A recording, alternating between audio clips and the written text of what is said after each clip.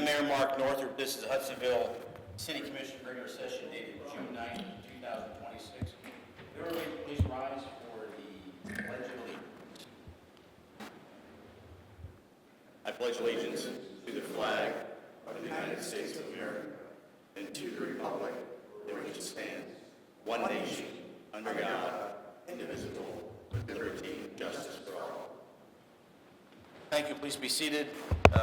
Now is the time for a moment of silence. I'll seize the moment. We are missing actually two commissioners tonight.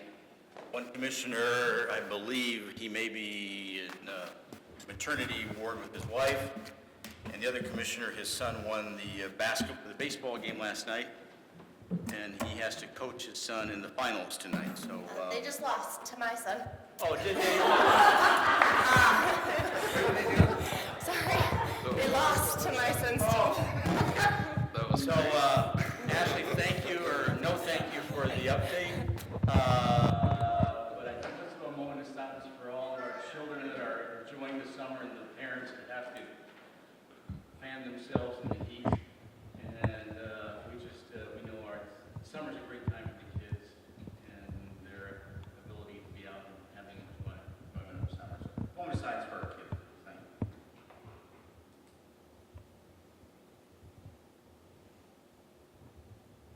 Thank you. Now we'll move on to roll call.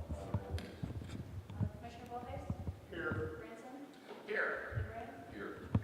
Here. Mayor Northrup? Here. I was half hoping we might see David flying. We still may have, he's not going, he's pregnant, thank you. I asked for the approval agenda. I would ask if we had one name to the roster, and I'll turn to you, Tobin, because he's somebody you referred. I had a long conversation with Jeff Howlett.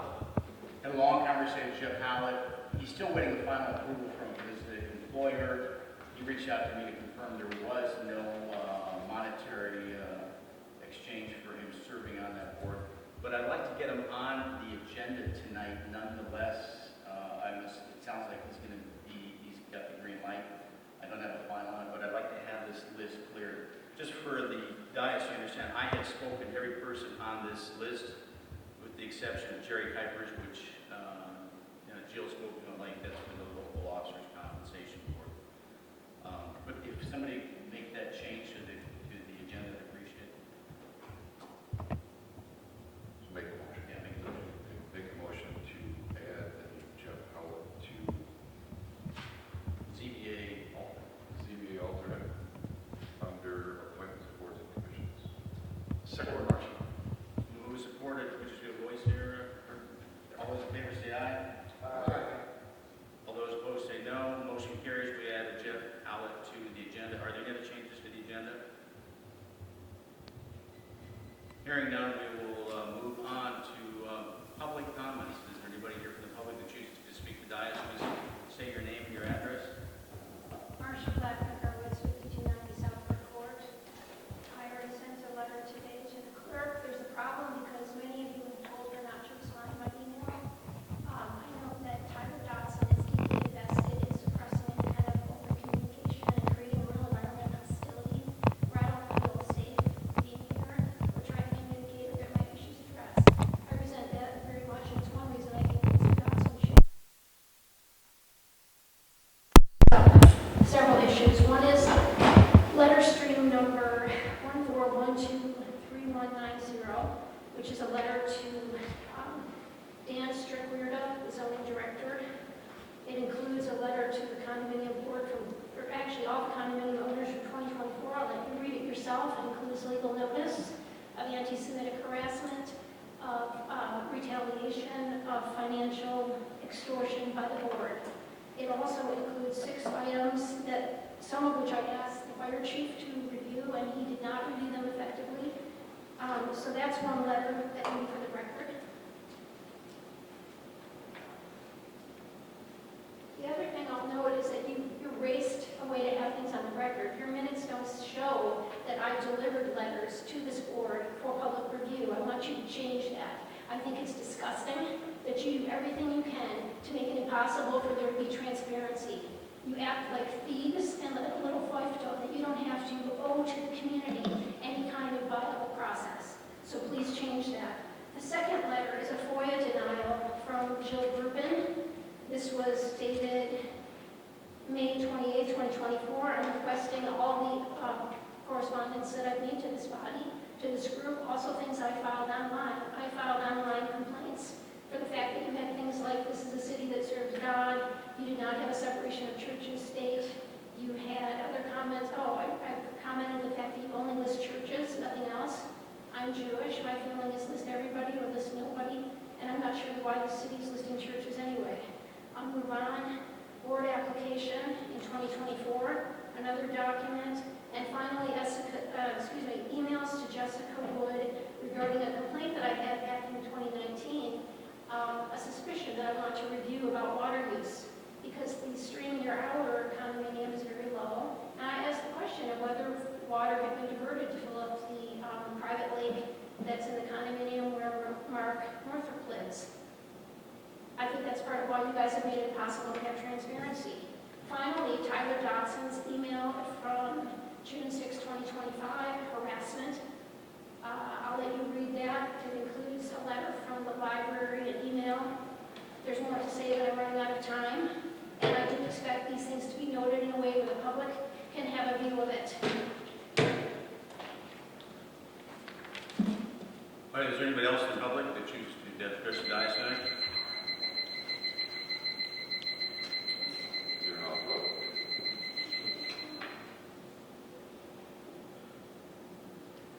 Hello, Thomas Verstrate, 513 136th Avenue. I want to talk to you about flock cameras. If you don't know what they are, I will describe them in a way that makes them more real. I try to describe modern technology as if it was a human.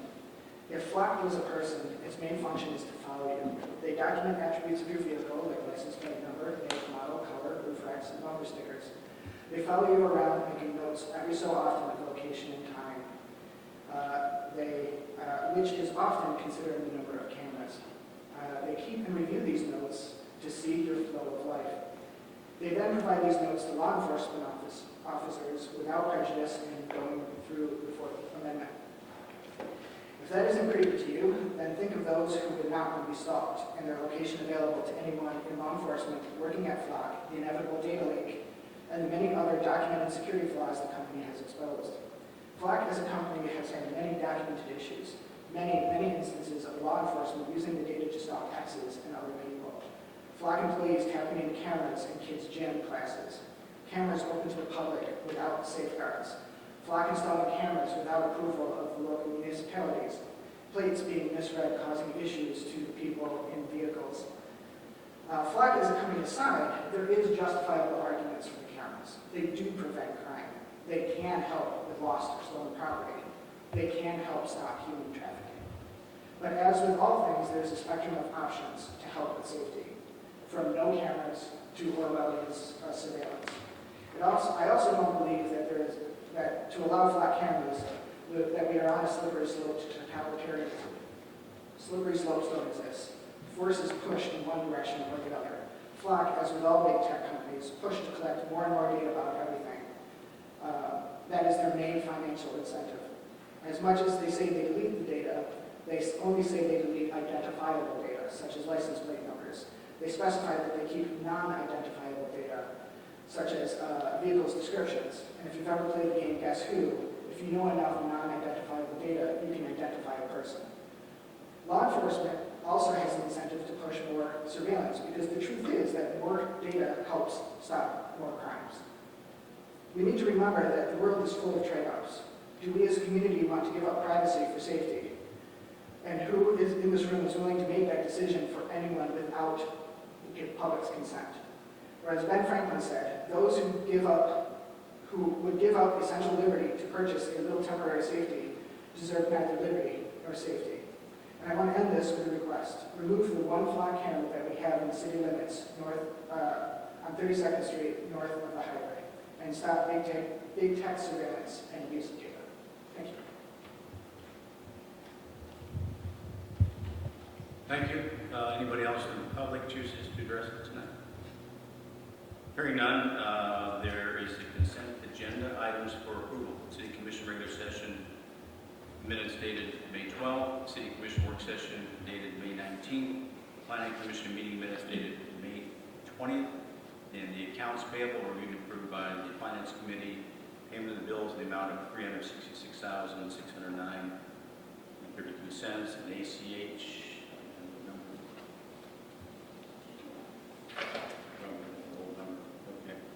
ACH in the amount of $329,702.80. Are there any changes to those consent agenda items? Hearing none, all those in favor say aye. Aye. All those opposed say no. Consent agenda items carries. Moving on to the public hearing, I'd like to open the public hearing on the proposed budget for fiscal year 2026-27. Presentation, City Manager by Tyler Dodson. Tyler? Thank you, Mr. Mayor.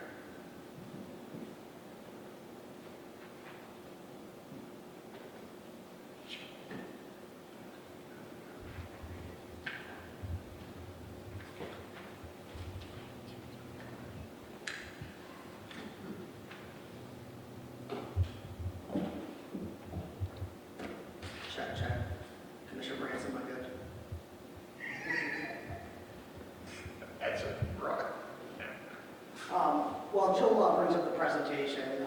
First and foremost, it's an honor to be part of this team, part of this city, and I just want to give a shout out and appreciation to the dozen-plus hands that helped formulate the draft budget. This is one of my favorite budgets that we have here in my 3 years here with regards to the actionable and quantifiable items that make a positive impact on the community. We lost our finance director a couple weeks ago. We were able to get 95% through the budget and staff. Credit to Deputy Finance Director Ashley Perrin, helping get us over the hump and clear up a few numbers. Before I get into the presentation, I think it's important that the public understands the process. Budgets are cut and pasted from year to year. While there are municipalities that go that route, one of the reasons why a given year our budget amendments are very much limited is because of the time and effort that staff takes going back to January. In January, we provide instructions to the department heads. We forecast our revenues in all our funds, so water, sewer, major and local streets, and the general fund primarily. And from there, we submit the instructions, the requests to the department heads. And this year, we were using BSNA Cloud. So it was a first-time go for staff as they entered in the budget requests live on the website. From those requests, then the finance director and the finance team as a whole looks at those numbers, looks at the capital improvements plan, looks at any externalities, whether it's state aid, federal aid, or wholesale rates from Ottawa County regarding water and sewer. And then we begin to build out the budget from that. At that time, labor is calculated, health insurance is calculated, FICA. That's roughly 45% of our total cost, which for a municipality of this size is actually under the average, which is right around 60. We run a lean operation. We try to protect the taxpayers' dollars. In March and April, the finance team works with our department heads, questions, updating numbers, securing any quotes for items in the budget. One thing that we try to prevent is placeholders.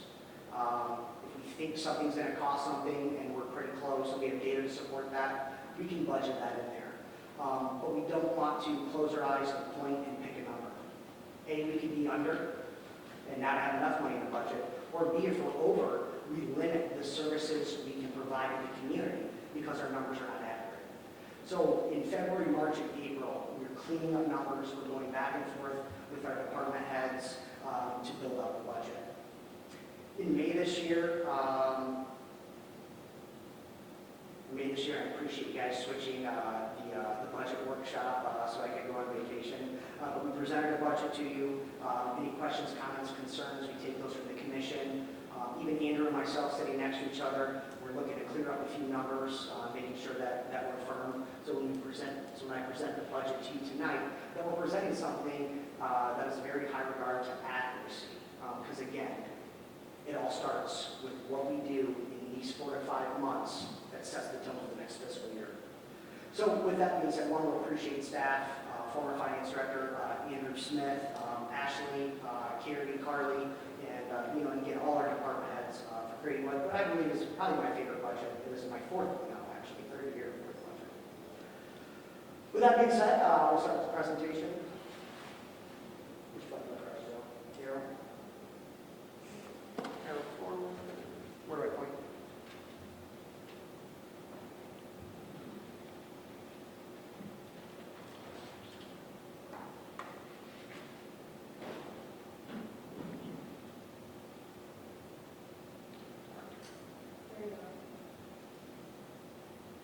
I can't go back. Can you do, Joe, can you do manually for me, please? Okay, thank you. Okay, this is a goal-driven budget. One thing that I've come to appreciate about this community, even before I was here as your city manager, is the city commission and the city's focus on the master plan and the strategic plan. Those are the guiding documents with citizen input, board input, various boards, and overall community impact. From there, we work backwards to build out the budget to reflect our goals and our priorities. After all, a budget is just a reflection of the direction we want to go to and how we're going to get there in a fiscal sense. And I love our mission statement.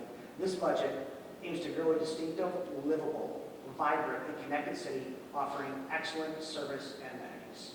And that's our goal with this budget. Next, please. The budget's based on the 3 focus areas built within the strategic plan. Making Hudsonville a destination, improving infrastructure, and addressing traffic and circulation concerns. Some of the highlights from this budget, and it's not fully inclusive.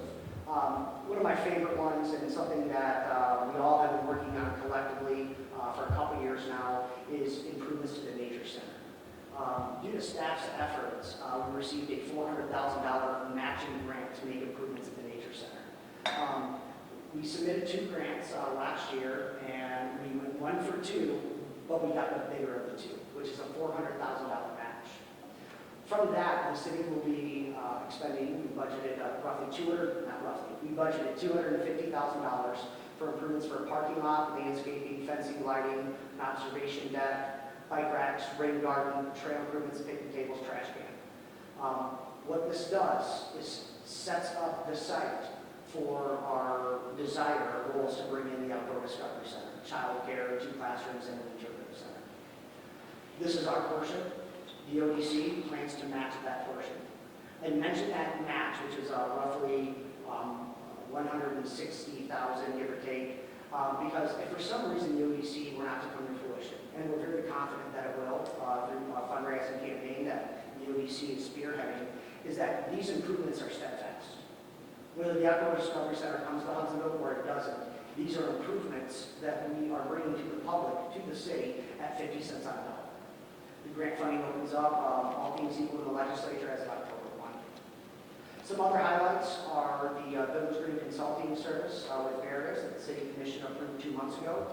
Look forward to our kickoff meeting on Monday. We're putting an emphasis on communication and engagement. As the city grows, our message needs to grow with it. This includes the way that we do press releases, the way that we navigate social media, increasing our newsletter volume, and fun things. We had a great holiday parade. We had a great brunch with Santa event at Terrace Square. We have a light show at the fairgrounds. So we're increasing our Christmas lights along the Chicago Drive median. And believe it or not, this is one of the most frequent phone calls I get, about half dozen a year, asking when we're going to light up Chicago Drive.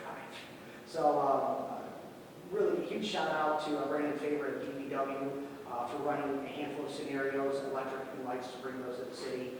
It's relatively nominal, all things considered, but the impact, not only is a design element, a fun element for the community, but there's an economic impact to our businesses and our community at large by enhancing our design, with special focus on the downtown area. In terms of improving infrastructure and city services, we were able to get 80 cents on the dollar of grant as part of our participation with the RRC to internally on the staff side revamp our CIP process. In there, we have the replacement of the Highland Drive lift station. We have various grounds improvements to City Hall and the library, the purchase of a new fire truck that we hope to be delivered this fall, as well as, it's not in here, but water main repairs, sewer repairs. The City of Hudsonville enjoys a very good infrastructure system, but it's only good if we continue our maintenance schedule and work to improve to prevent a crisis before it happens. And then also in there is the tenant improvement allowance to build out the Terrace Square restaurant space to make improvements to the space as a whole. And then finally, addressing traffic concerns. There are funds budgeted for the extension of the Elmwood Commerce Center sidewalk, something that the city had aimed to do 3 years ago. We were able to secure the necessary agreements, easements to continue that.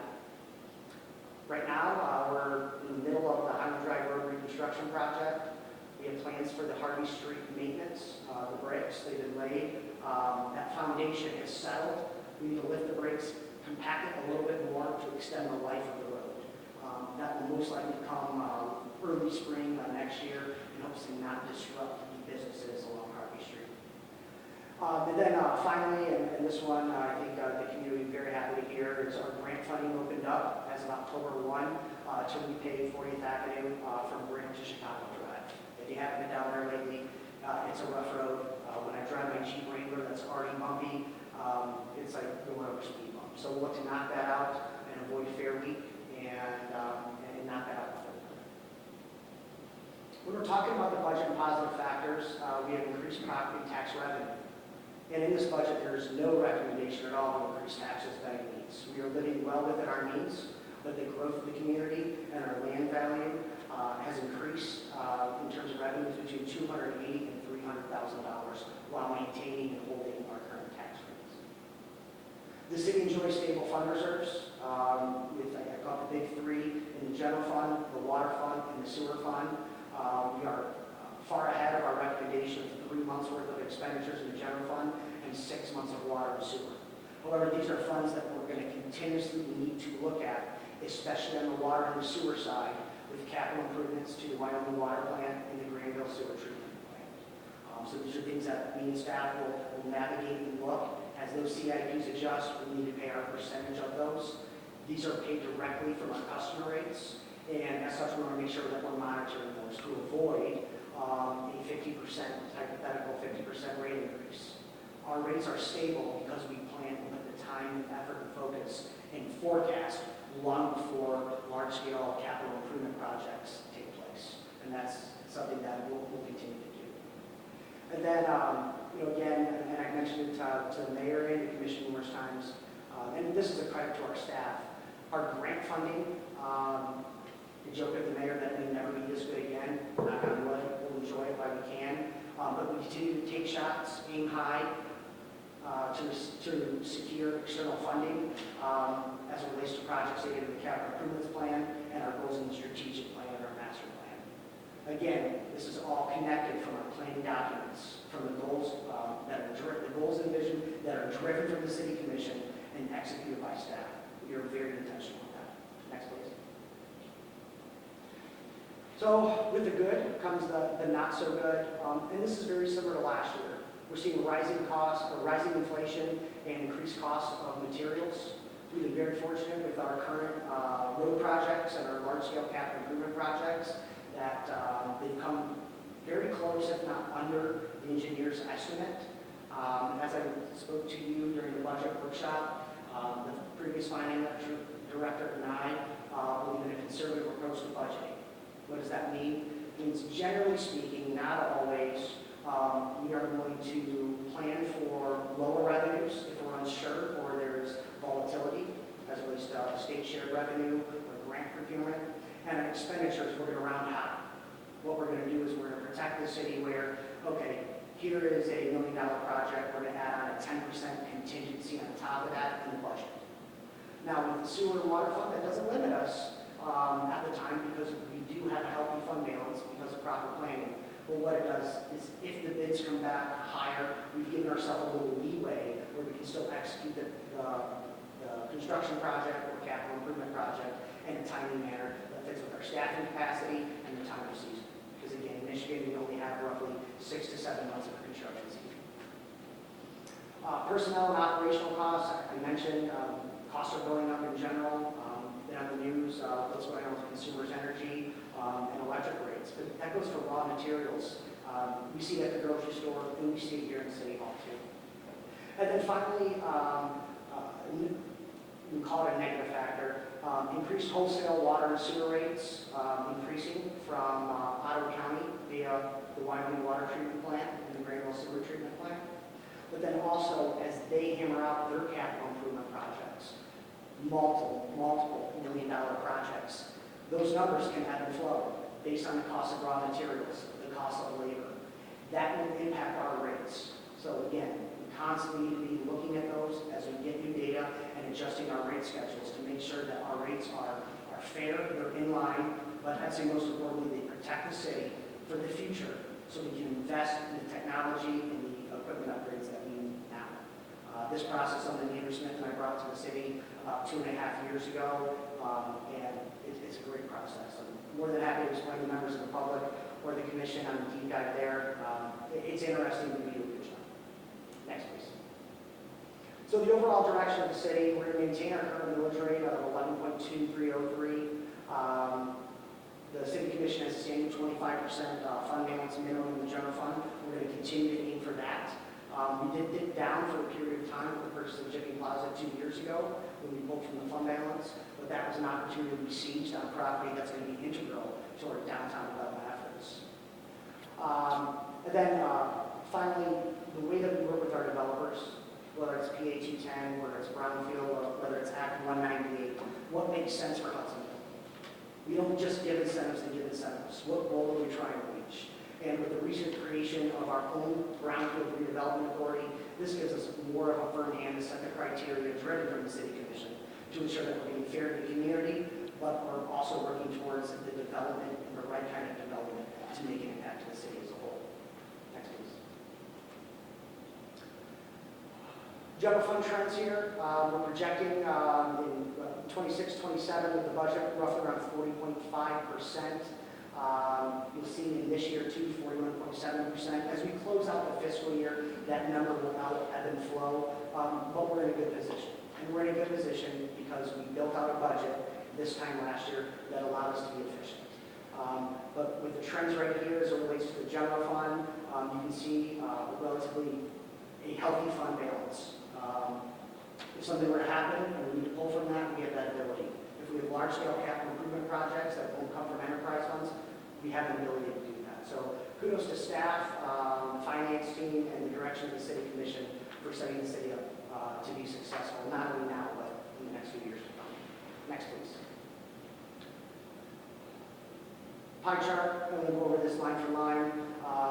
We saw a decrease in state funding as compared to last year. I believe that's 3 to 5%. And property taxes, an increase as it relates to revenue, I think an uptick of roughly 5 to 6% there. You can see the breakdown there of where money comes from. And I think this is very important as we talk about property taxes. And I'm not here to talk the policy or the payment of, but I think it's important to note that it's 70% of our revenue. These are general governmental operating expenses. It's not the roads, it's not sewer, it's not water. So that's how we operate. And I think it's important that not only the staff, the City Commission, and members of the public know, but we only give a portion of that. If you go back to our newsletter the city published last month, there's a good breakdown of what percentages go to the schools, what percentages go to the counties, and so on and so forth. Next, please. So again, while holding our 11.2303 millage rate, we're seeing increased property tax values. That is a testament to the community. Folks want to live here.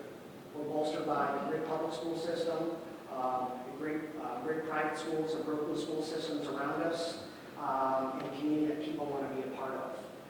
With that comes its own challenges of affordable housing and using the property that's available in the city to build the right kind of residents, to make sure the zone is compliant.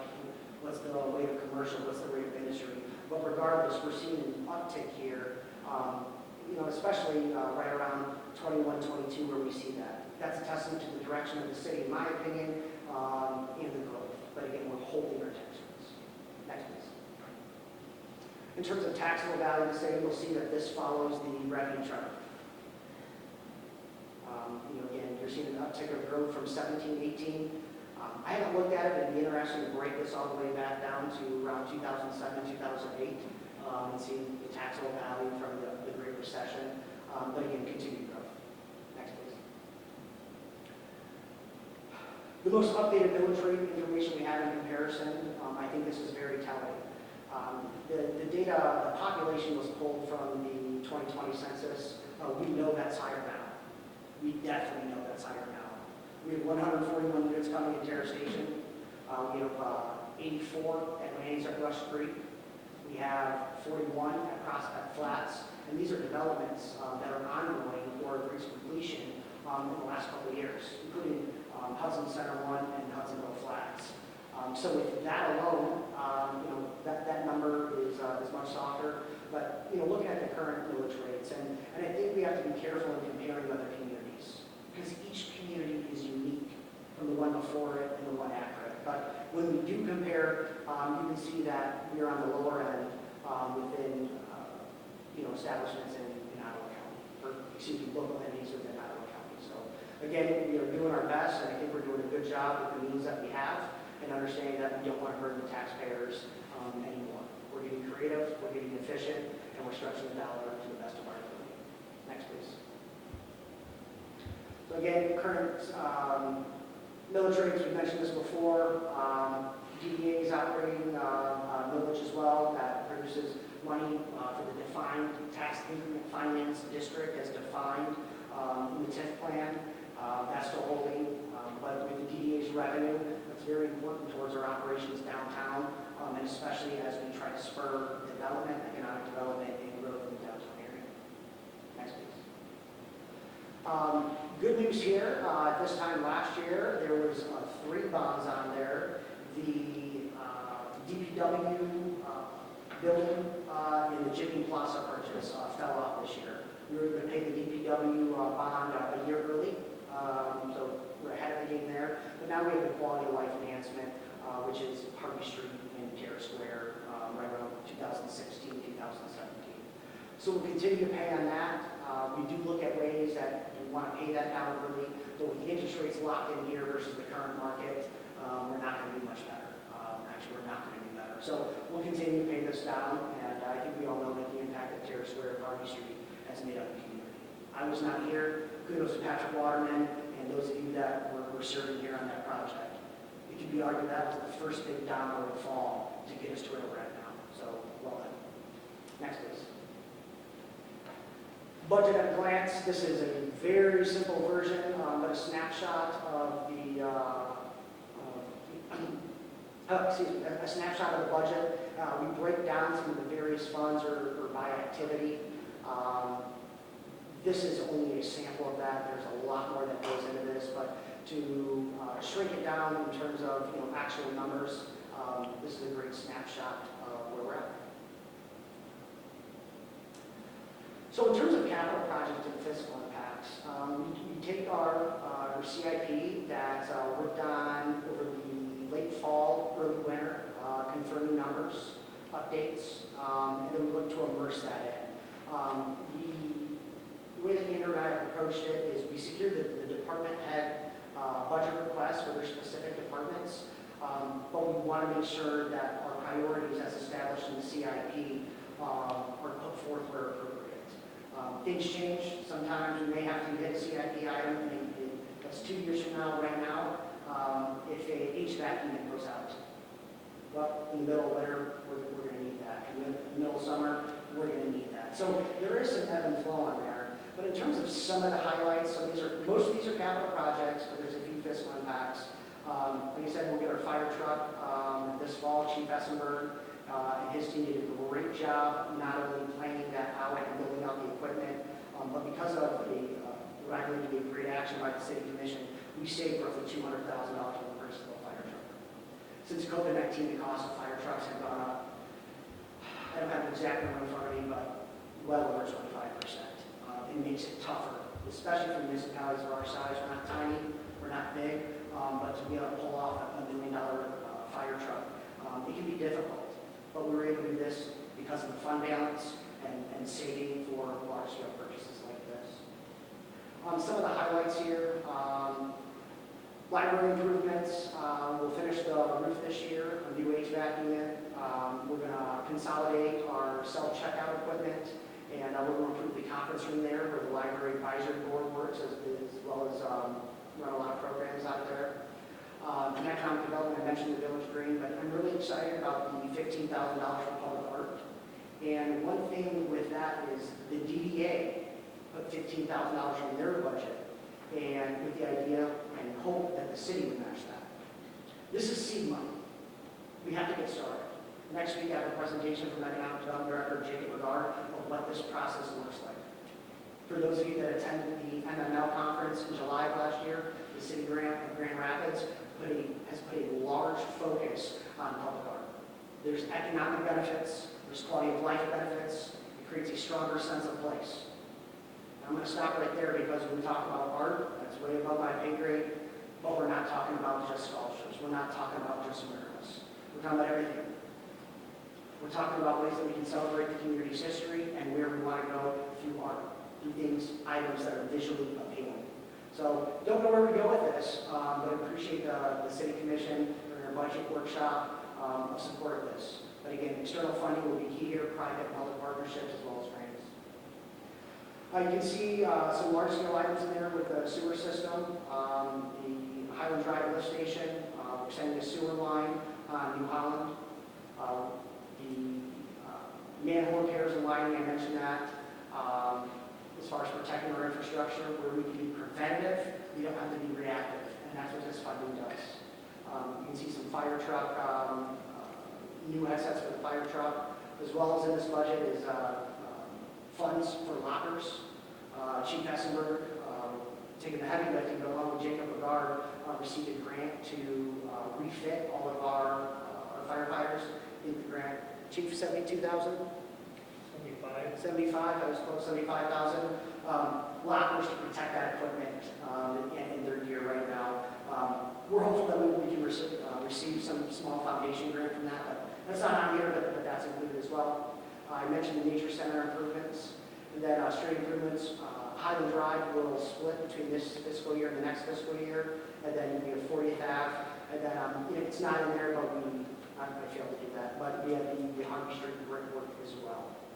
One thing the city has been very fortunate of is matching grants. We're taking our limited road funding. It is inadequate.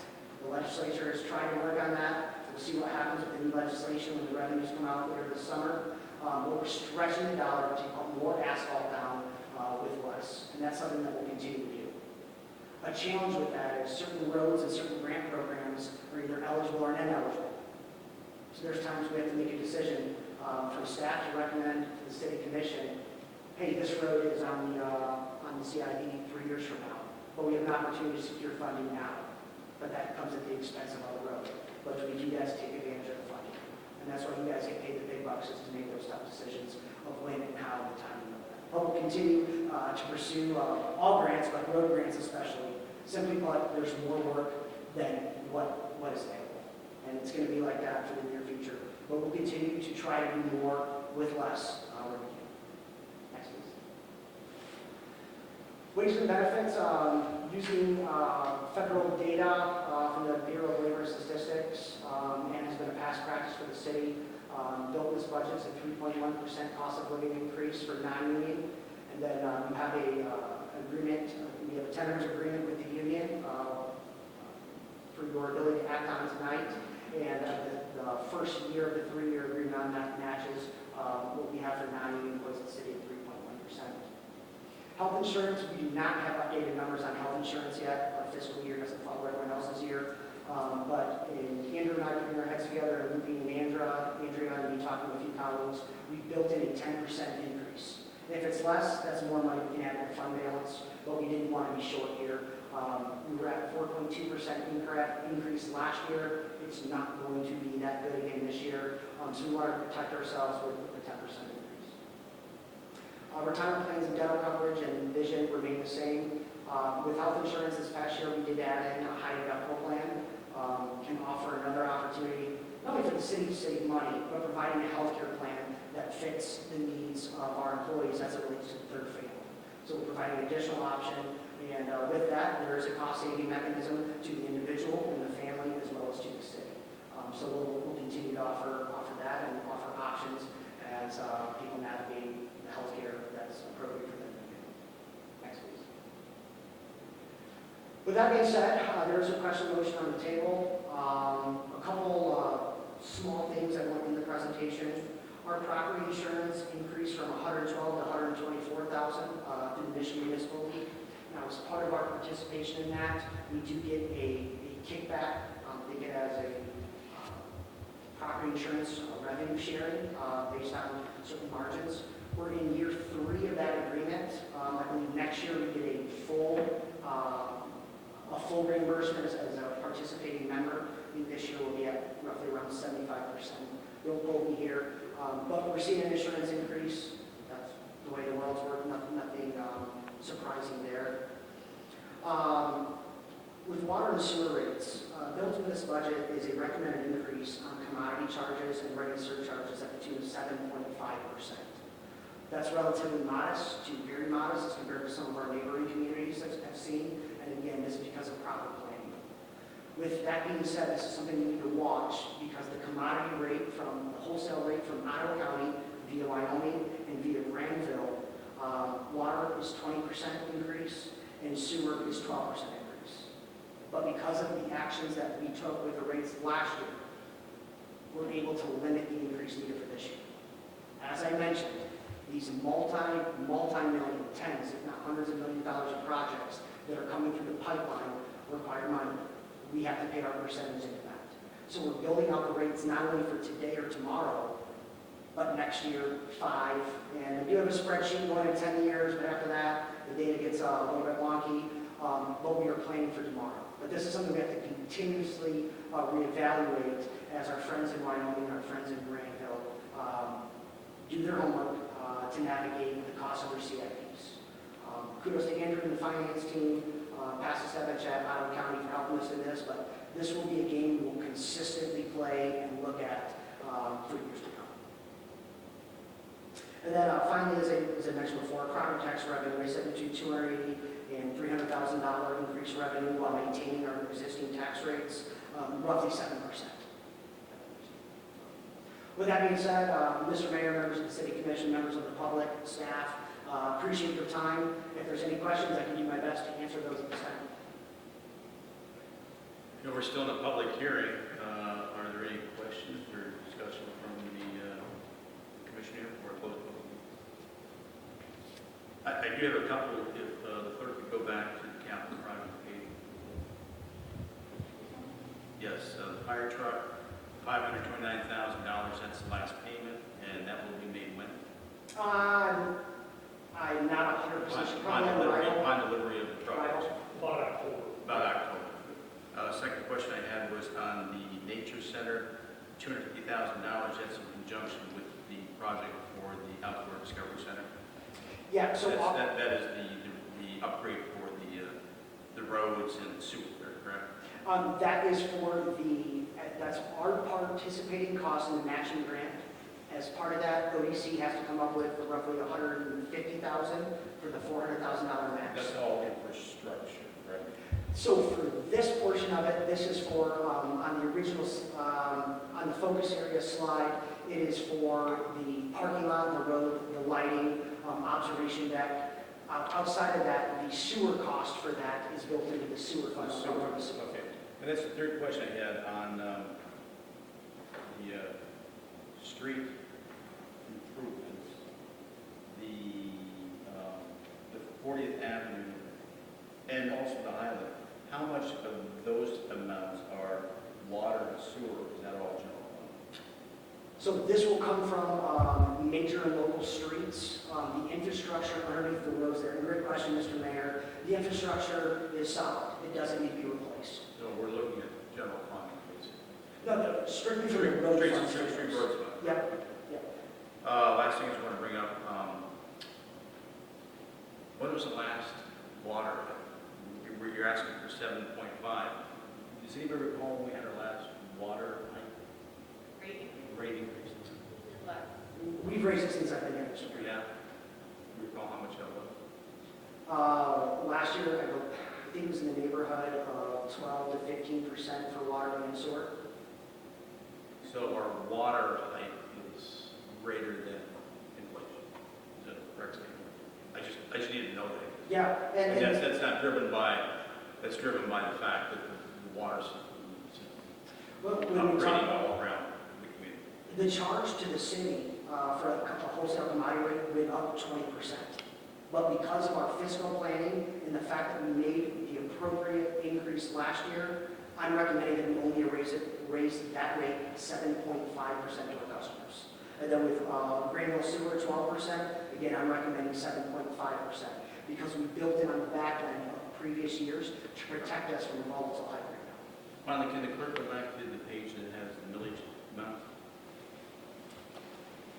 One more. There it is. That has been static since I have been here. I think probably static since you've been here, Larry. That has not been raised in well over 20 years. I think that's a statement to our commitment to not have high taxes. In fact, we're one of those village cities in the county. I think we flex well on our ability to manage our money and our services. And the fact that in 10 years, last 10 years, we've seen our taxable value double, I believe. So we're doing the right things. Taxable value is going up. Village is remaining static. We're seeing an increase in population. You know, the one thing we haven't really touched on, and I kind of wish we got to Andrew, was whether or not we want to look to do a mid-year census or evaluation, whether or not we can enhance our revenue sharing with the state. You know, the state has been negligent in their revenue sharing, and this might be a way for us to recapture some of that revenue sharing. We think that we want to call for our own census, enhance and increasing the population. That's something the new treasury director needs to review. There is some cost there in doing our own census, but we may make it up plus a lot if we think that revenue sharing from the state is enhanced by some margin. And we've talked about that before, Commissioner Gerald. Anything else from the commissioner? I will close the public hearing and I will call for the motion. Finance Committee, please. Thank you, Mr. Mayor. I make a motion to approve ordinance number 26-342, adopting the annual budget for fiscal year 2026-2027, approving millage, levies, and other matters related thereto. Support. The move is supported. In the discussion, I think we've had several work sessions on this. There's no surprises here for any commissioners. We have examined some of the real details here, so I don't feel a need for us to discuss the details here. This is just kind of the oversight that we recognize that we have done our due diligence here. But hearing that, I'll call for the roll. Clerk. Commissioner Branson? Yes. DeVray? Yes. Bullhead? Yes. Rowe? Yes. Mayor Norcross? Yes, the motion carries. Budget's approved. Thank you, City Manager. We will Thank now move on to item number 5, Information Technology Service Contract Extension. Let's get the motion. Oh, I gotta go to number, sorry. Sorry myself. I gotta go to number 3. May Public Safety's Historic Course. I'm sorry, Chief. We got you covered, Steve. I'm a little hot here. I'm faint. I'm starting to feel bad that you're going to forget me, so I tried to keep mine a little shorter than Tyler's tonight. Who? That's not any friends. All good. So I have a report in front of you for the month of May 2026. We had 63 calls for service in the month of May. Kitchen fire at Prospect Flats. So that's their second fire there already. But just user error. So it was nothing building related. It was just user error. We went to Georgetown. They had a fire in a piece of equipment at a business. So that was another call of size. But then, interesting note as I was running through the calls, typically we're 85 to 90% medical calls, and the other ones are fire-related calls. May was different. Over 40% were fire-related, and under 60% were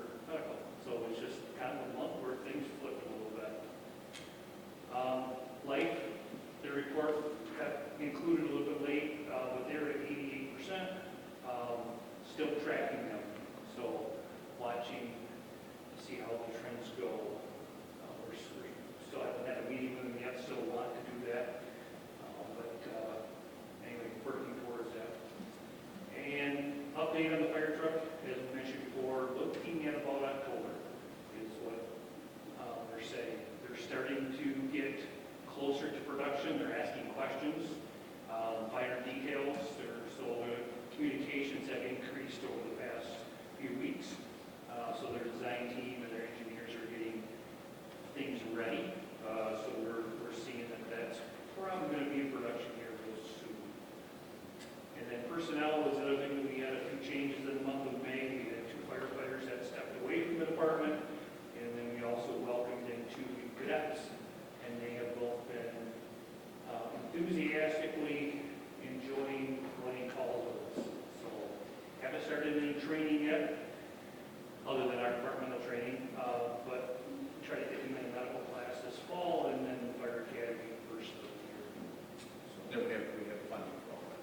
we, And the cadets are they on payroll? there's gonna be They're paid when you're here, right? yeah, yep. Any questions? Yeah, Chief, like EMS, has there been any feedback from the public or really dissatisfaction? Nothing that's been documented, just a few comments. So we take those to heart and check into a few things. There was one again here in the month of June that was extended, a little bit delayed, we call that, but it was an extended ETA for them. So still watching it very closely. I mean, there's always circumstances that we can play. You know, we had a day where we had 2 calls last week at the same time. Jamestown had an accident that took 2 ambulances, and Georgetown was out on 2 calls. Well, right there, that's 2, 4, 6 ambulances, just like that, out of the county. We don't have that. So they're pulling resources in. So we take those cases and we almost excuse that for a little bit, but then a regular call at 2 in the morning, we get an extended ETA, and now we question that. Say, okay, Do you think it's a staffing issue that happened? it's a combination. It's mainly staffing. There's a few other mitigating things that they're working through. So, like I said, we'll be as accommodating as we can, but we still want to see progress.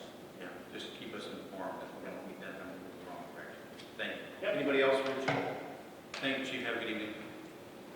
Sheriff's Department, there is no report here from the Sheriff's Department. You did send me a text earlier tonight, the city manager, saying that our lieutenant did reply with some numbers of the sheriff above.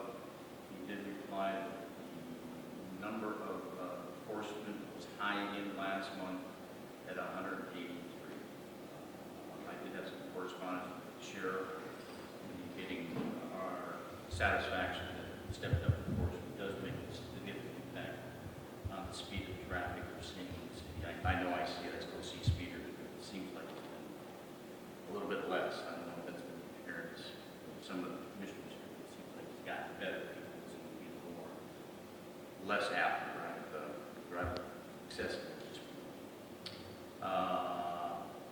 Emergency management. Evening, Mr. Dahl. Good evening. A couple of things I want to highlight in my report for you. First of all, you notice I put in the severe thunderstorm watch. We have more of those than I put in the report because it's kind of routine for us. The thunderstorm watch happens, we mobilize, typically from home for a watch, keeping an eye on the radar and reading the information from the weather service.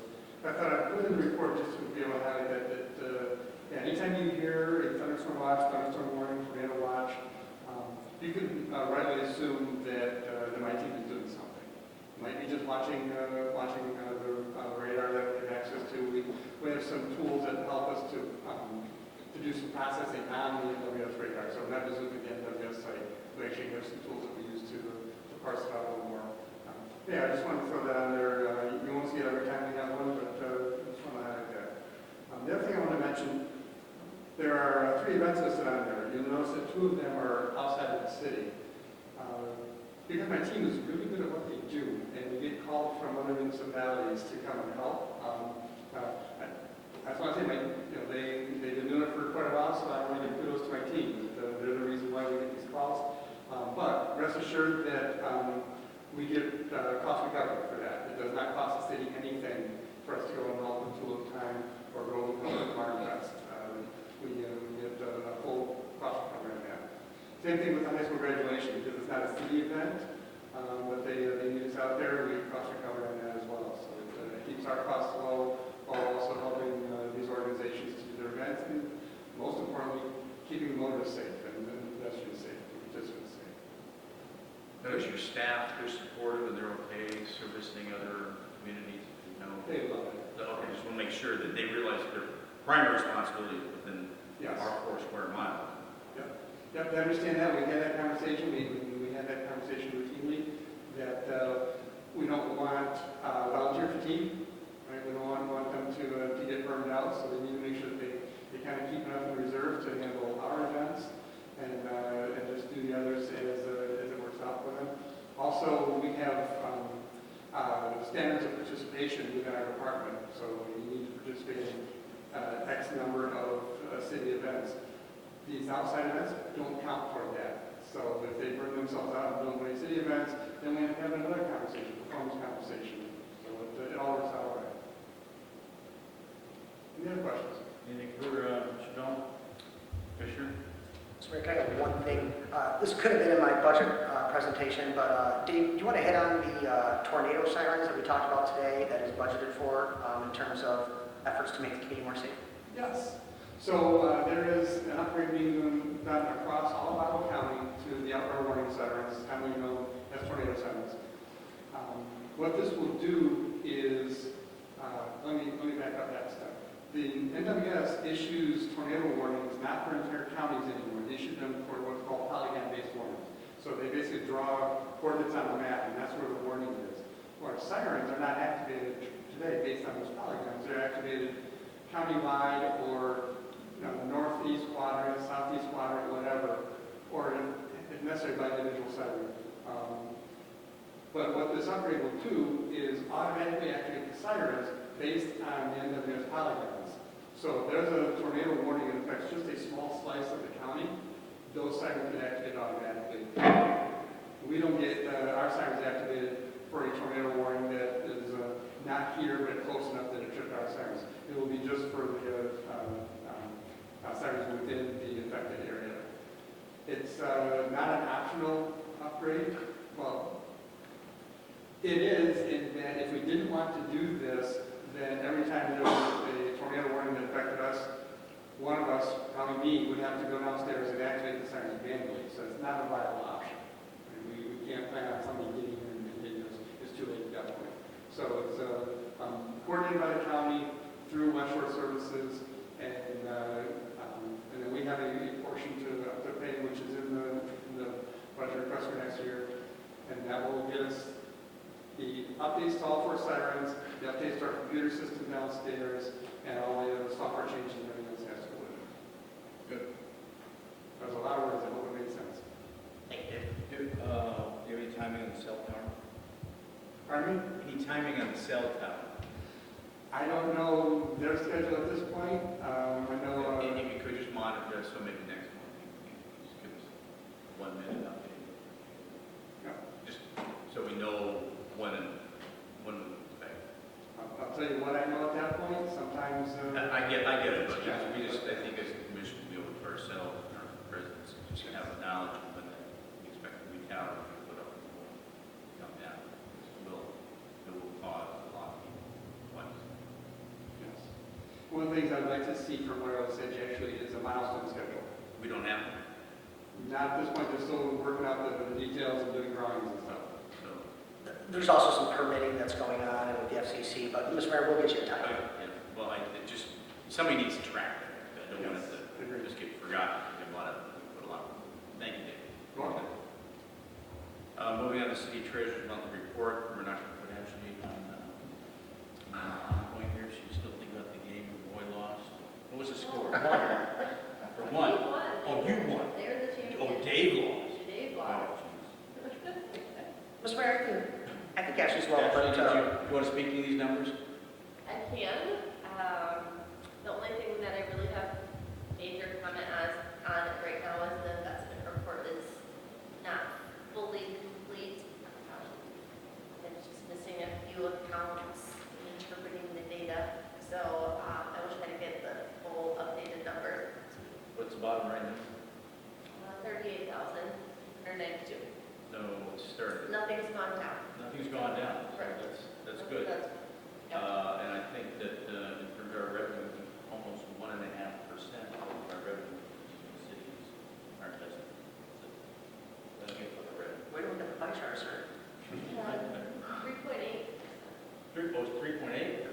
That's the That's the average interest. Sorry, reading the wrong thing. Yeah. So it has a significant impact on the overall revenue stream we have in the city. It's nice to have seen it. Increase there. And Mr. Mayor, Ashley and I sat down today to talk about the West Main CDARS investments, and we have that information. The way that we present to you guys, we need the numbers and the math to do it right. So we have the information. We have calls in. Ashley has a call into West Michigan we can make, so we'll get those numbers to you by next Friday. Very good. Any questions? Anything else, Ashley, you want to bring up? Any questions from the commission? We finally settled with county for taxes. That was much later than normal in the tax cycle. So our final payment did go out in May, so that we don't have a tax payment in May. But settlement took a little bit longer this year with the change in staff over there too. So everything is settled. We settled well. The process, I know it was drawn out, went well. We settled fully. We managed to agree on everything. Did they ever Good process. did they move to the cloud, or were you the only one in the cloud? As far as I know, we are the front runner here. We're leading the charge here in Ottawa County, for better or for worse. But Holland is on. Holland is on. Does that make your job easier being in the cloud? I do enjoy it. There are some struggles still, growing pains, but I do enjoy it. There are a lot of things for my job personally that are easier. It makes it more efficient, and I think the data is easier to capture, isn't it? In the cloud? Some areas, yeah. Yeah. But it's the future. So Right. we bit the metaphorical bullet early. Anything for Ashley? Thank you for covering, and I will put a motion on the floor for the finances. Huh? Oh, we already approved that. So now we can move on to number 5, information technology service contract extension. I'll ask for the motion from the finances. Make a motion to authorize city manager to enter into and execute a managed service agreement with 2.43 term with 2 optional 1-year extensions in accordance with the attached statement of support. And move supported. Joe, do you want to address this at all? I mean, it's a pretty large contract. I'm here to answer any questions you guys might have. We greatly appreciate your business. So how big is your, just so I understand, how big is your staff and how often do you feel you'll be here? So our staff is roughly about 200 across the whole company. Managed service makes up most of that staff. And this year is our 30th year, and we plan on being here for another 30 years. And this contract is service is not hardware, correct? They assist us with the hardware side of it, but the base fee is for So service. we own the server. Yes, you own all router, the, yep, you own That's all all the ours. equipment. It's all yours. but you maintain it for us. Yep, we maintain it. And you advise us if it needs to be upgraded. Correct. Or if there's a software Yep, patch or something. has to be correct, done. absolutely. We do all the patching that is necessary for all the gear, all your laptops, and then work with the city leadership to roadmap future technology changes that are necessary. Now, you just heard us talk about moving our finance into the cloud. Do you have involvement there too? We have an involvement from, excuse me, supporting the SMA in any of those changes that need to be made, migrating off of the on-premise gear. But we BSNA primarily takes care of all those from on-prem to cloud migrations. Any questions or discussion from the dais? So I have one quick thing to add. We have monthly service delivery meetings where we go through stats, tickets, look at any barriers to success that we have. And Joe is great about being consistent and having those monthly. But I think most importantly, we talk about things that are in the future. Cybersecurity is something that's not going to rev down anytime soon. But to be insured, the insurance carriers want a certain, you have to protect yourself to a certain degree before they insure you. And then finally, Joe, it's about a year ago, I ran into a large snafu, and I called you, and I called another gentleman. I was at Michigan International Speedway, and Joe calls me and has worked with me to navigate this on the phone with race cars going in the background. And he battled through that. We were able to fix what happened, Joe, but it's a testament. It was a Saturday, a testament to your customer service, and for that, I'm very appreciative. Our pleasure. And the amount of the contract, I think, was a little over 162,000 per year. The contract. And that's all paid for this budget. Yep, baked in year to year, the 3-year. Anything else from the dais? Hearing none, roll call.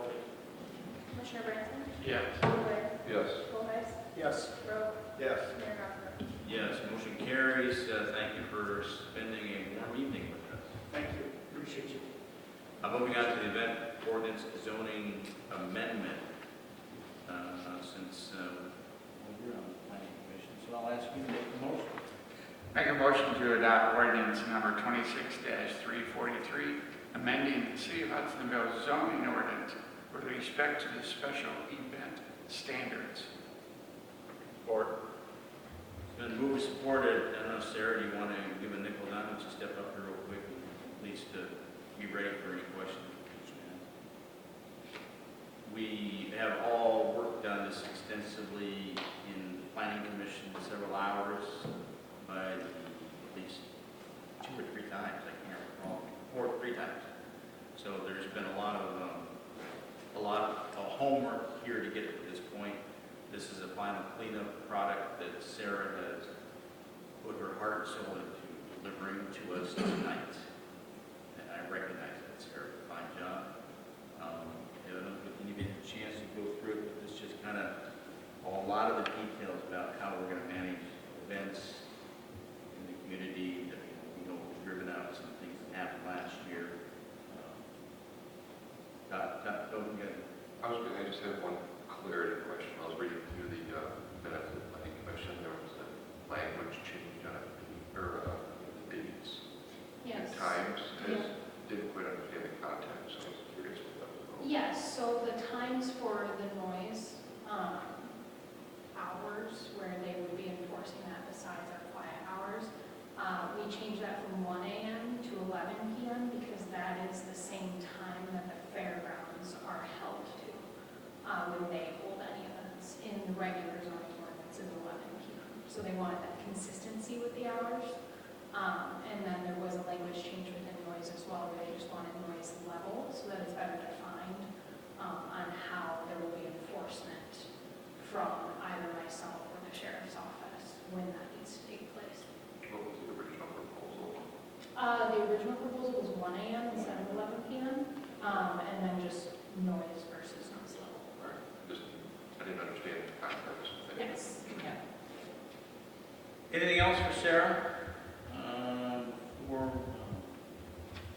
Before I call for a roll call, I do also want to make sure we recognize you for your birthday. Thank you. This is not the most enjoyable way to spend your It was birthday. Sunday. It's good. But happy birthday. Thank you. There are special events, and we appreciate you giving much of your time to this. Thank you. And we know there's a motion on the floor. Can we have a roll call, please? Commissioner Branson? Yes. Rowe? Yes. Bullheis? Yes. Gray? Yes. Mayor Knopf? Yes, motion carries. Thank you, Sarah, and to the planning department. Dan, I see you back here too. Thank you. Moving on to the Peterson's license agreements. Is there a motion? This is your name. I'll make a motion to accept and authorize the execution of the license agreement between the City of Hudsonville and Andrew Wesley Peterson and Donna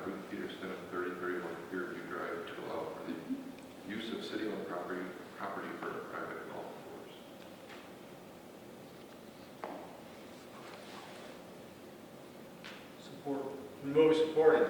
Dan, you want to come up? I did speak to Dan about this. There's a lot of history with this private golf course on public property. The one question I had for Dan today, has there been any public feedback, negative or anything about this public course, private course on public property? And Dan indicated you had no feedback, maintains the property well, that there hasn't been any problems with the community. It's already been in place for 3 years now. 6 years. 6 years? Yeah, okay. And I remember when it came to planning commission, there was a lot of discussion. I would probably maybe no vote, because I just didn't really quite understand or feel it was the best use of public property, but we have a private person maintaining public property, so it leaves us with that responsibility, understanding that at any point we can seize that, use that property to put a road there, so. And with 60 days notice, yes. With that, 60 days notice, so there's really no jeopardy here to the city that facilitates maintenance of property by a private entity, free for us, essentially. Right? And just clarification on that, we have a right of way Correct. during that property. So it is owned, but we have the rights from when there was a property transfer with Bill Lockman. Is that accurate? Yes, so that's how the Peterson gained their property, is it was a purchase from Bill Lockman, and at that time, we were able to make the arrangement to get the right of way through the middle of that property. But as a part of that arrangement, we allow for him to use it in the meantime, since we don't need it. That's when this was made. So when it was first made, it was given a 3-year time frame, and that was renewed 3 years ago. So it's kind of to the point of how often do we keep coming back on the same issue. So a couple of changes were made so that it's now in perpetuity with the ability to change it on 60 days notice, or if the property is sold, then we would come back on if somebody else bought the property. So for any road extension, 60 days is more than enough time. Yes. And the city attorney reviewed this. Yes, when I asked him about that idea, he prefers it to get rid of the 3-year time window. A minor risk, but a risk if we forgot to renew it in 3 years is. Well, someday we won't forget, because someday we're going to put a road there. Well, right, but with having to come back every 3 years, I mean, again, a minor risk, but if we didn't keep coming back every 3 years, then he would be getting more ability to maintain control of it. He's using it, and there's no agreement. And again, there's a provision, so if a property sold, we sell this home, it doesn't go with it. Correct. To him as a There would person. have to be a new agreement with the new owner that owns the property, that would be using the property. Does anybody here walk that? Yeah? How's it look? Beautiful. Nice. It's impressive.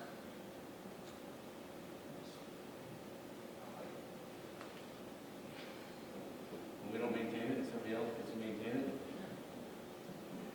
And I walk it, and there's people out there maintaining it all the time. It's a pretty regular schedule of taking care of it. He's got a company he's hired. Wow.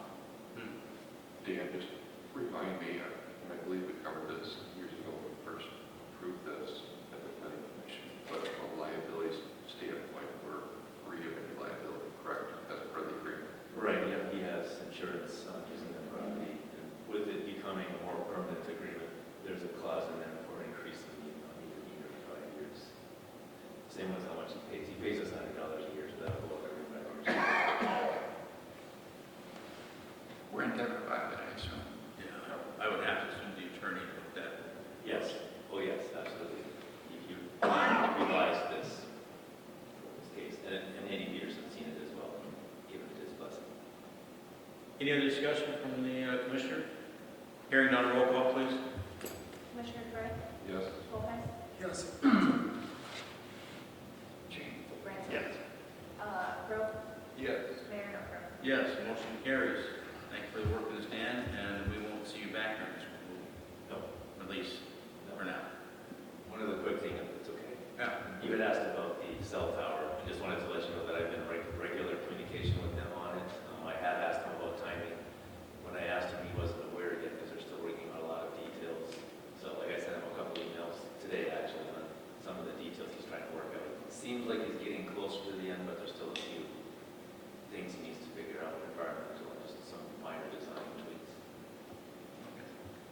Very good. Work with Dave, please, on that.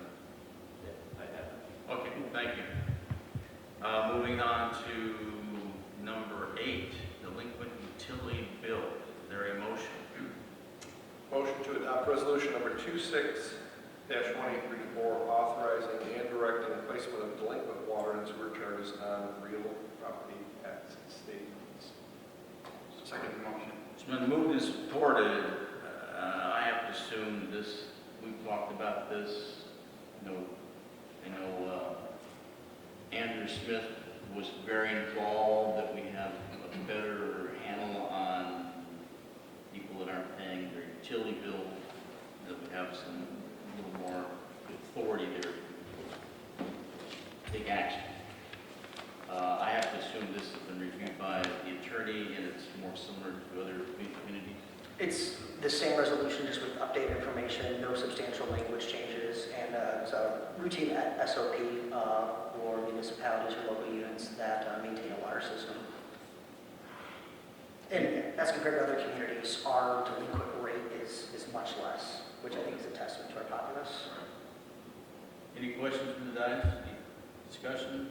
How long, one question, Mr. Mayor, how long past due did it become delinquent following this scenario? And that's a great question. Ashley, looking at you.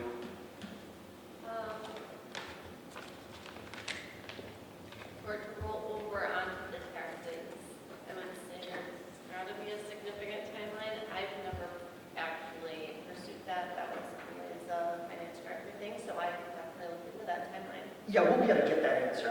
It's compliant with state law, eligible, and again, it's money that's owed to us. It's just put on the tax roll for the county as a whole. But that's a great question. I apologize that we don't know that. We'll get you that. We'll get you that threshold. Yeah, we can maybe just get a quick email to us, Ashley. I know we're losing Bob and Andrew. They're both kind of working this pretty closely. Understood. So, yeah, we could Ashley just put that as an action item before we get an email back. Did we vote on that? No. Roll call, Commissioner Broke? Yes. Brinson? Yes. Olbeck? Yes. Gray? Yes. Mayor Longstreth? please? Yes, motion carries. Liquor license type amendment request. Is there a motion? Make a motion to adopt resolution number 26-1835, recommending approval of AZN LLC DBA Legacy Winery and Spirits for a distiller's license with an on-premise tasting room permit located at 5400 School Avenue, Suites 110 and 120 in Paris. Support. Been moved and supported. I've asked Jack, Commissioner Group, to maybe give us a quick update. He's been working quite closely with Legacy Liquor. There's been some delay with Laura and the liquor license. It has nothing to do with us. We've tried everything we can to support them. So, Jack, I think just... Yeah, with me and on the subcommittee that we're in for alcohol, going over things, and I've spoken with the owners.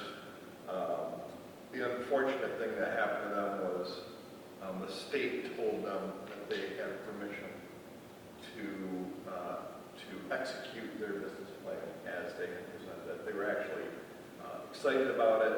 Everything was good. Went along for months under that assumption, and then a new person took over that position. And as sometimes happens, that person came in, interpreted it differently, and said, "No, you can't do that."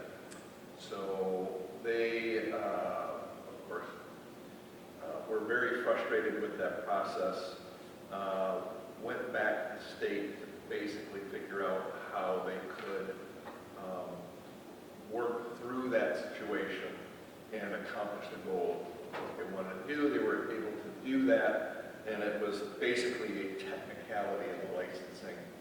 So by shifting something that I believe what it's doing is it's actually taking their distillery location and taking a portion of the tasting room that's across the street over here and putting it under the distillery. They're allowed to do what they always intended for it to do. So it is very much a technicality.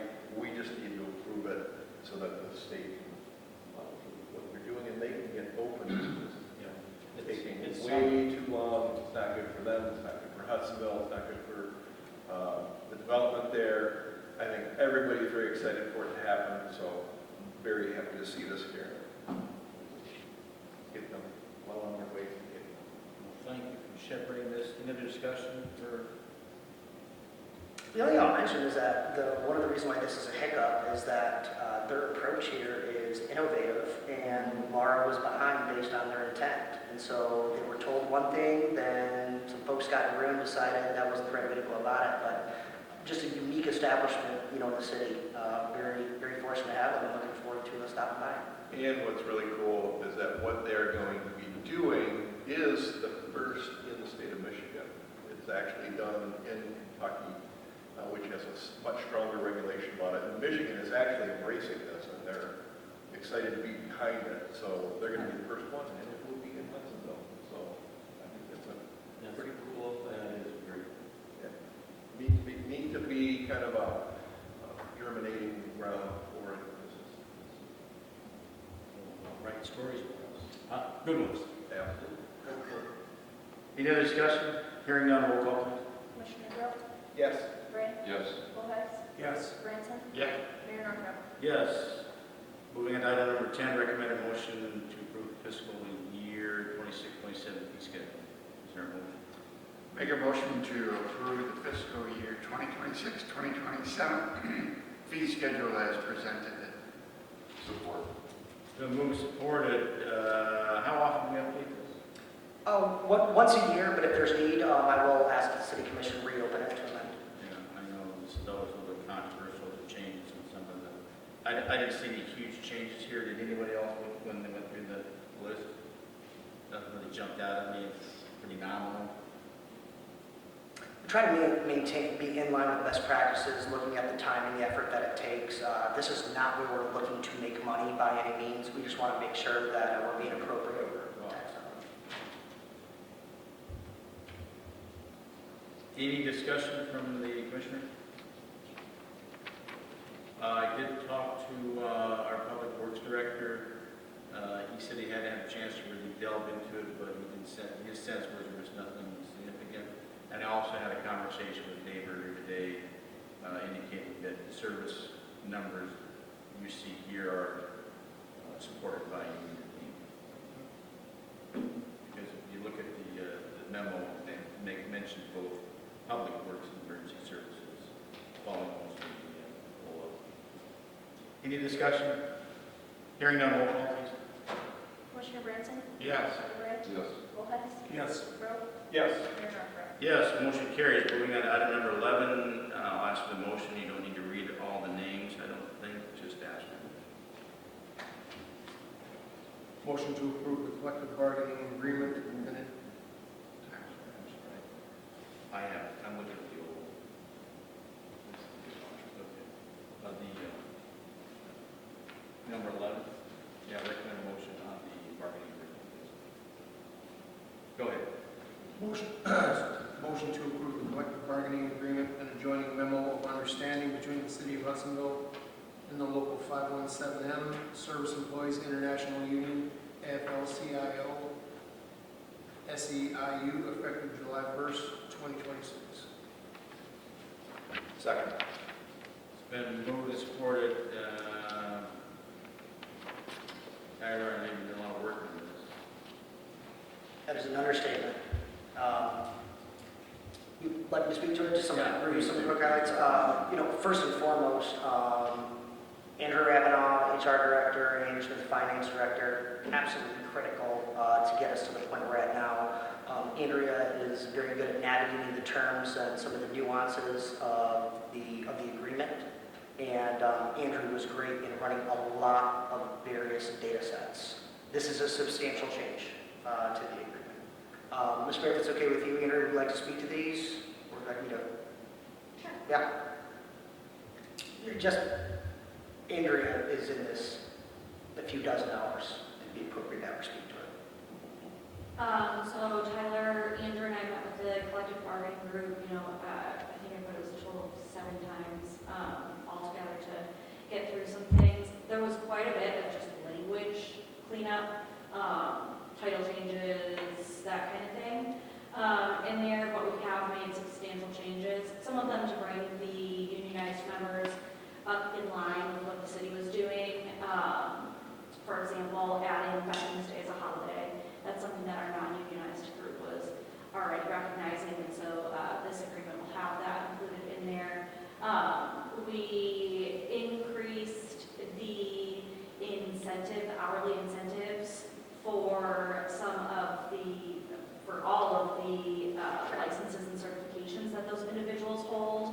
A big thing for us was how do we encourage people to obtain those licenses, and how do we encourage them to continue growth within their own career.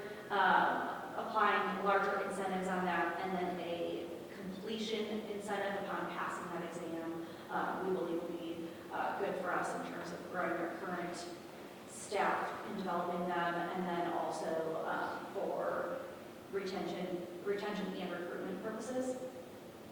So that was a large scale change for us. Probably the biggest change that you would see is the way that overtime is calculated. For previously, our members were obtaining overtime pay on what's called qualified and unqualified time. So on top of any paid leave banks, that would all count toward their 40 hours to reach that qualification to get overtime. The new big beautiful bill that did the no taxes on overtime was requiring us to now track those separately for what was qualified overtime versus unqualified overtime. That was a big lift on the finance department. Ashley mainly and Andrew was a big advocate to do something to make a change there, just to ease that process. So we did discuss every section of the agreement that talked about overtime, and made those more in line with how, on a national scale, overtime is calculated, which is on hours actually worked.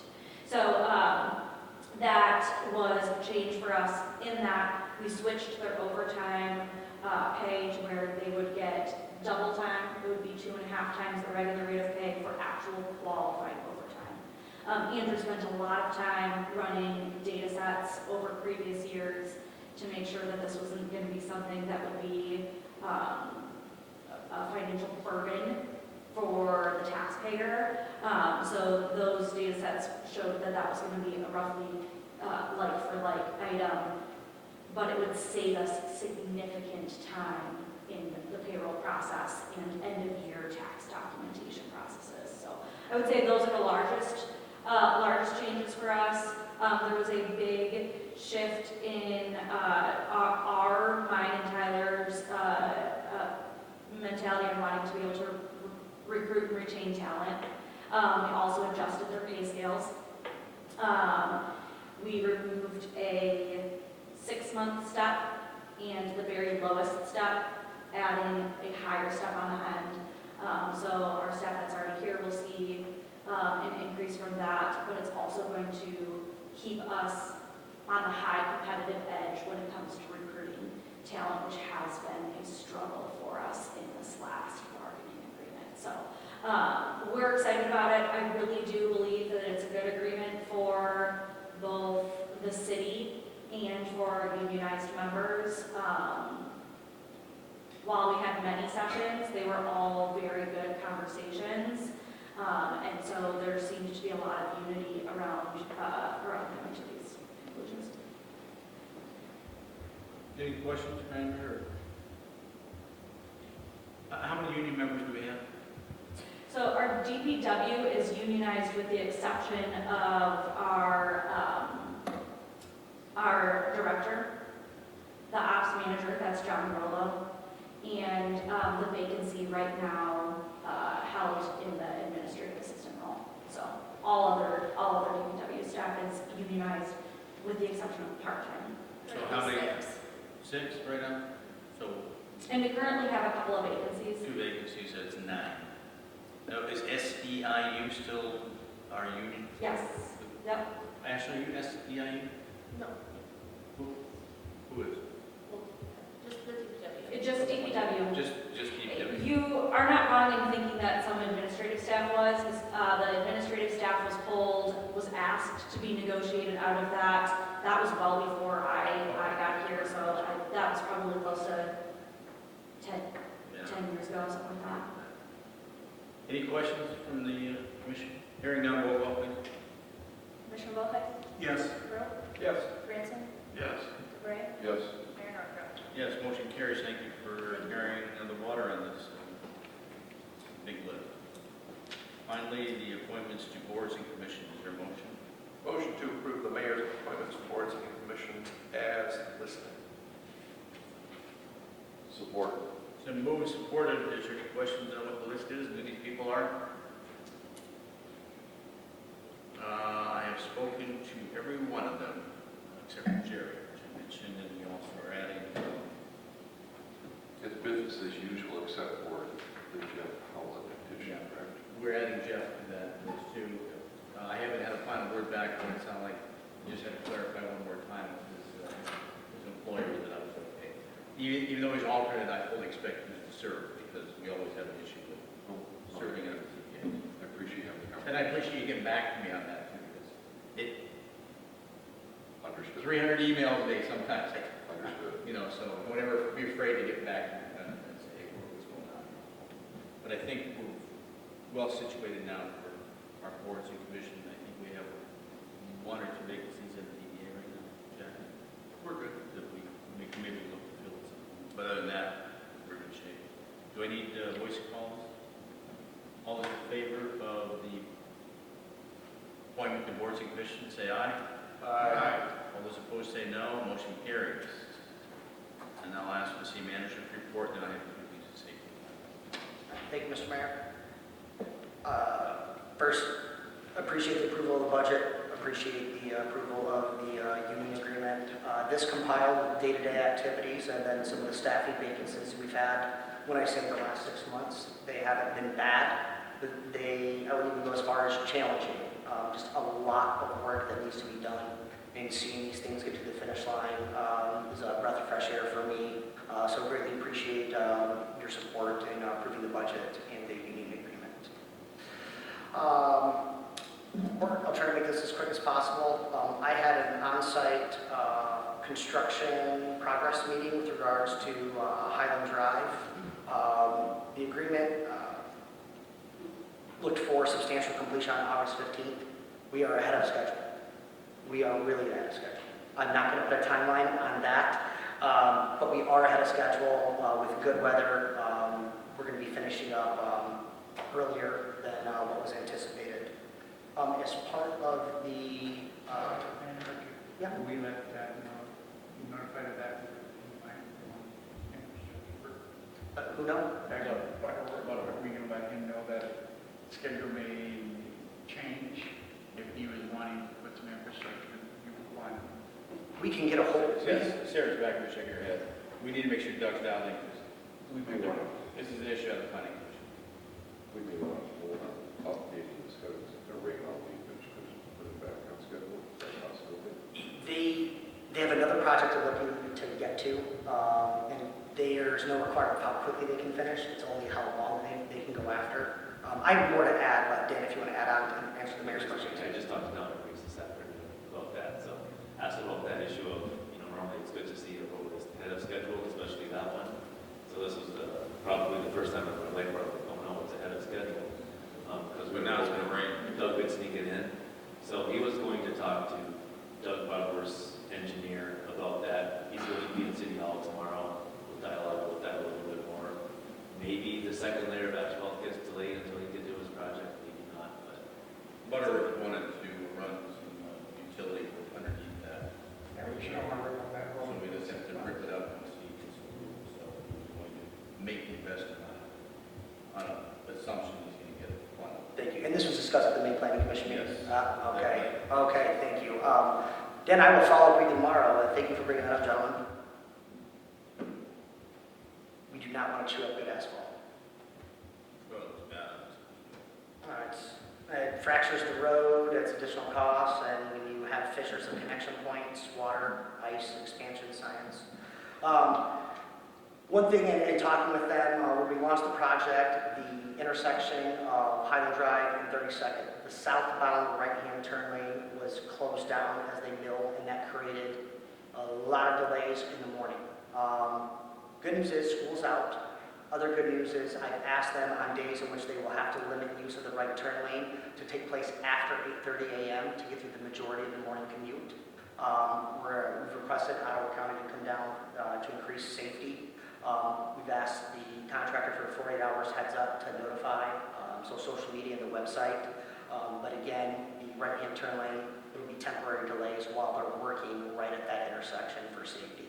It's looking like that will happen 2 times, maybe a 3rd time with the project, but the closure will be much less impactful than previous. So we are trying to not only give the public a heads up, but the contractor was great to work with us to delay that where the morning commute can get through.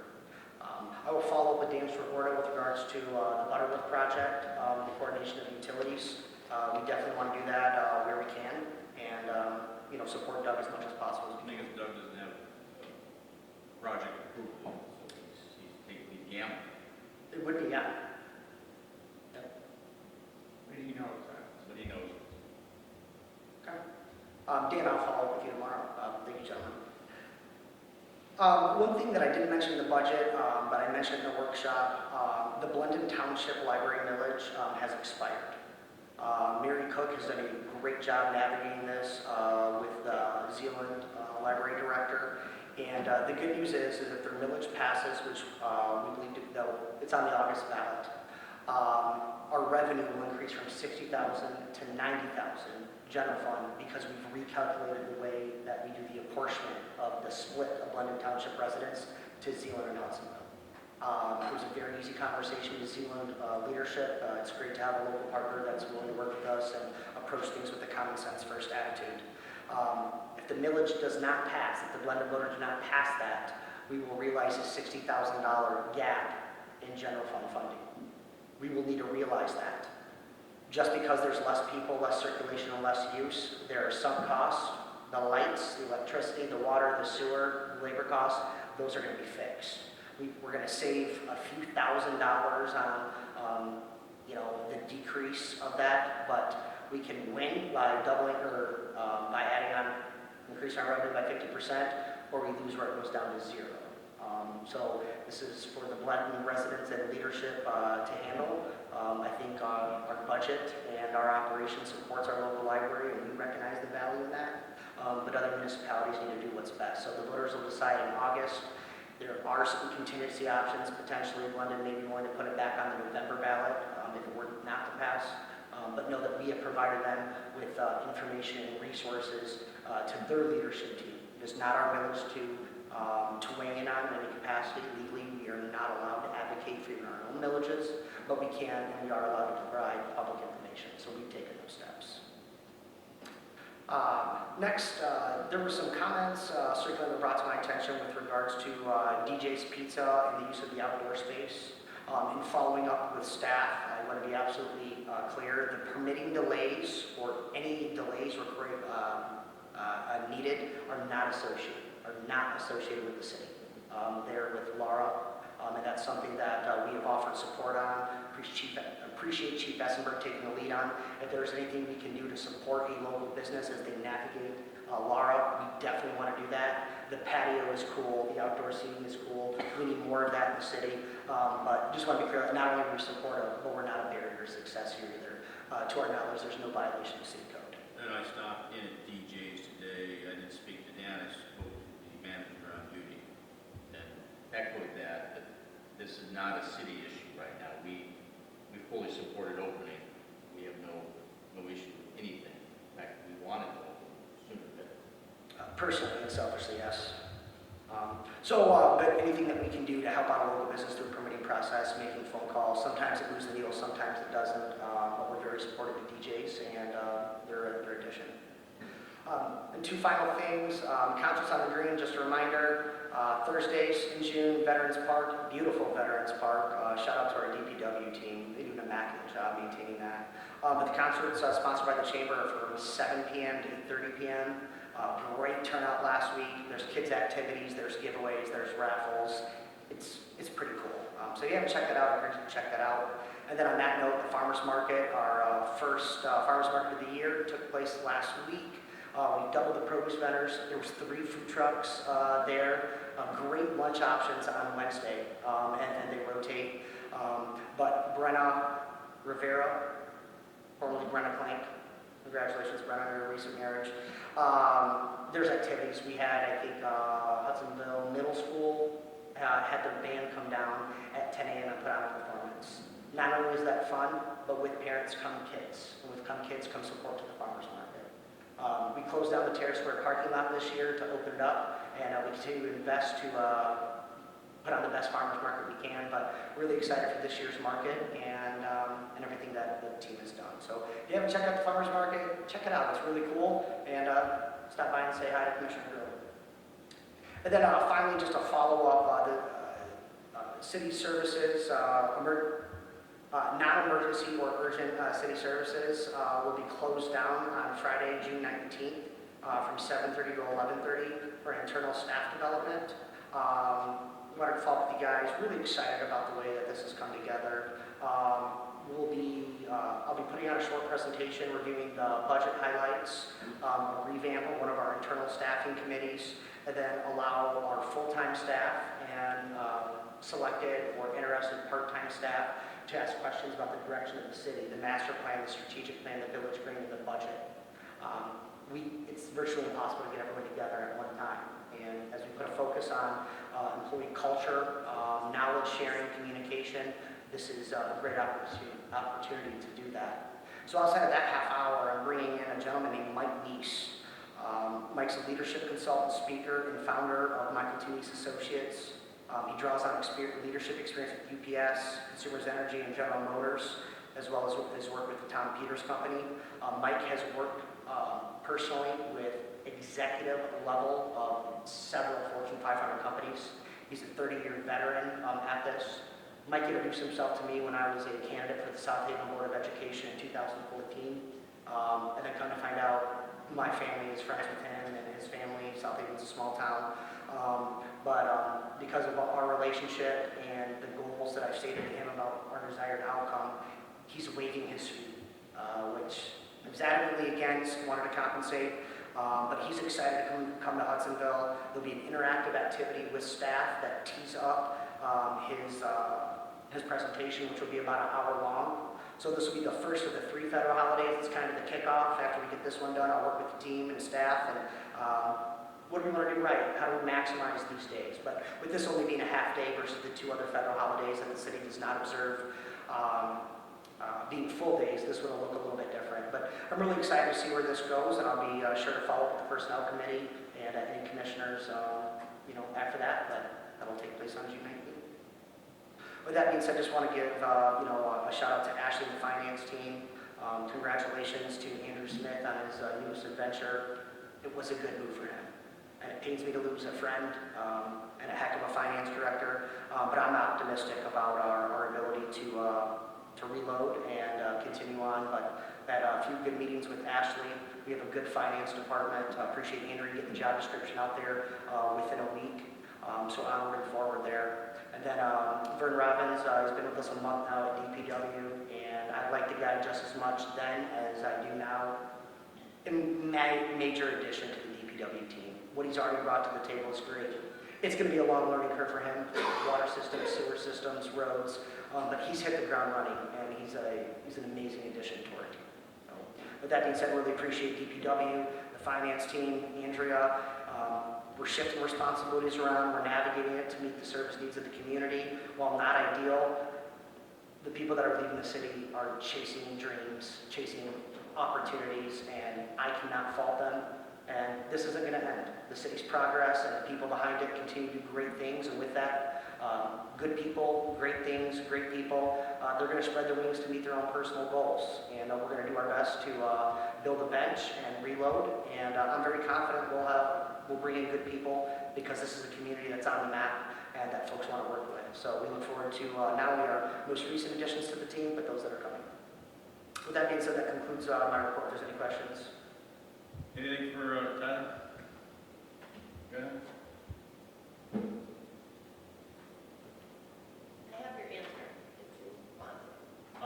Regarding the delinquent utility. Yes.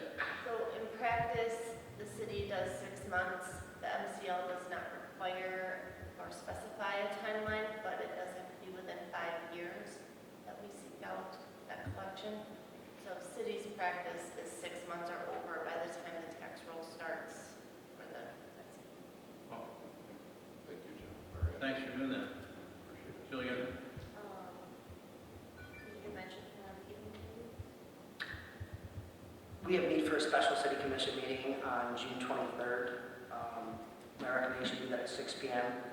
We are 97% done with the restaurant space lease for Terra Square. I had hoped to sneak that in today.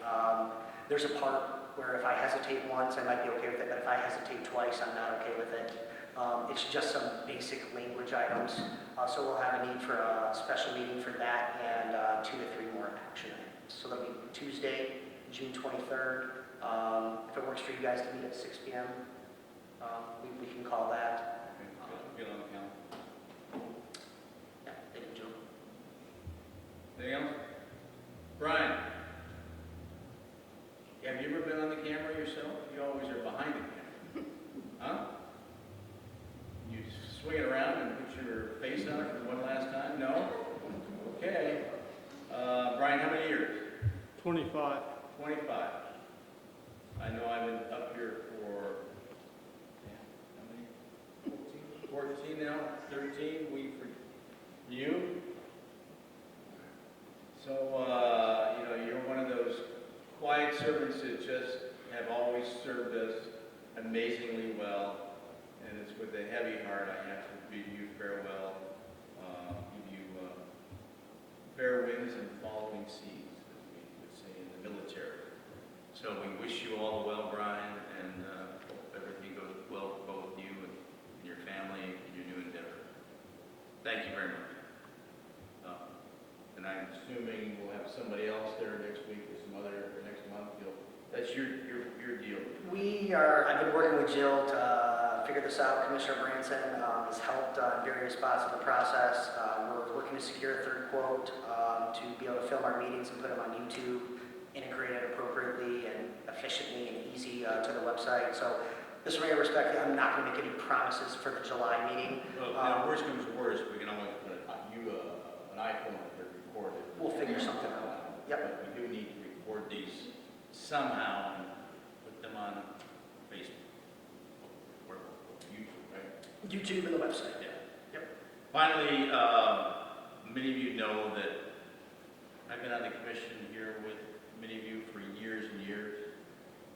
I'm approaching my 12th year as the mayor. I've spoken to everybody here about whether or not I can continue to best serve the community as a mayor or even as a commissioner. Many of you probably know that I have been active on the Michigan Association of Mayors. This last year, I finally championed and got put on the executive board for the Michigan Association of Mayors. And I have some goals specifically at a very high level with the Michigan Association of Mayors, such as building an endowment. They don't have an endowment for scholarship programs. They seem to be rather static in their membership. And I'm working to open up the association to include mayors pro tem, past mayors, so that we appeal to a larger audience. So there is that part that I'm involved in as a mayor representing the city at a very high level. Those of you who have been commissioners and have been mayor pro tems, you probably realize that the mayor role is about 2 to 3 times more than the commissioner's role, maybe $100 more a month, is that. But I will seek a 4th term. Unless there's one of you that really wants to be the mayor. I'm privileged to serve all of you. I try my best, not perfect. I always want to listen to people and do my best to be a good mayor for everybody. So I will seek the 4th term unless I hear otherwise from one of you. But I would be privileged to run for 4th term and be a mayor for at least over 12 years. Know that in 2028 we will be hosting the Michigan Association of Mayors Conference. It will be held here. I have a champion for that too. So that's just information. If you want to speak to me privately, I would welcome that. So we've had a good run here, and I'd like to continue. Any other discussion before I adjourn? Thank you. We are adjourned.